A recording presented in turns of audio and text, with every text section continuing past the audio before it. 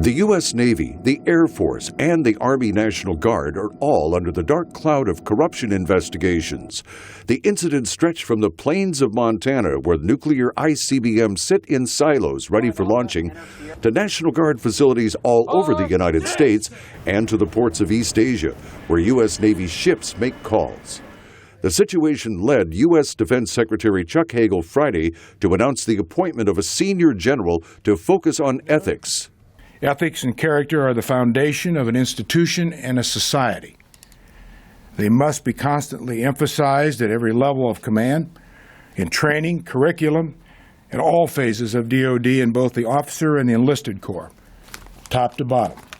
On Capitol Hill, a Congressional Committee on Government Oversight, chaired by California Congressman Darrell Issa, will hold hearings into a Navy scandal involving a Singapore-based company, Glenn Defense Marine Asia. Investigators say the company's chairman, Leonard Glenn Francis, bribed U.S. Navy officers with cash, luxury trips, and prostitutes to steer business to his company.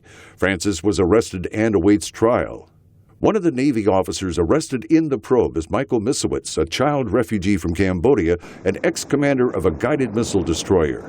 Misowitz also was a deputy logistics officer for the Navy's 7th Fleet, which patrols the Pacific.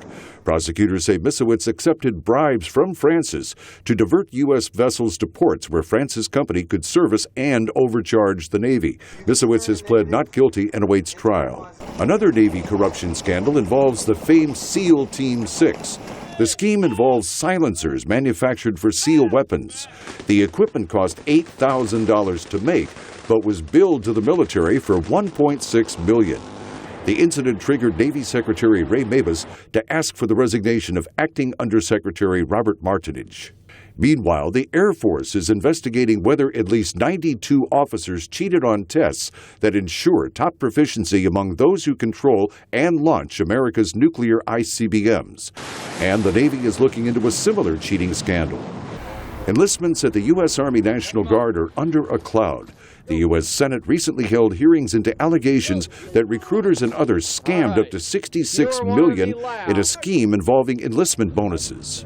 Brookings Institution analyst Michael O'Hanlon says it's time for the Pentagon to crack down. You start to wonder if we need to get a little more disciplined here, if nothing else than to send a very clear message that this kind of stuff needs to be rooted out, and whatever kind of laxity and oversight might be happening is not tolerable or sustainable.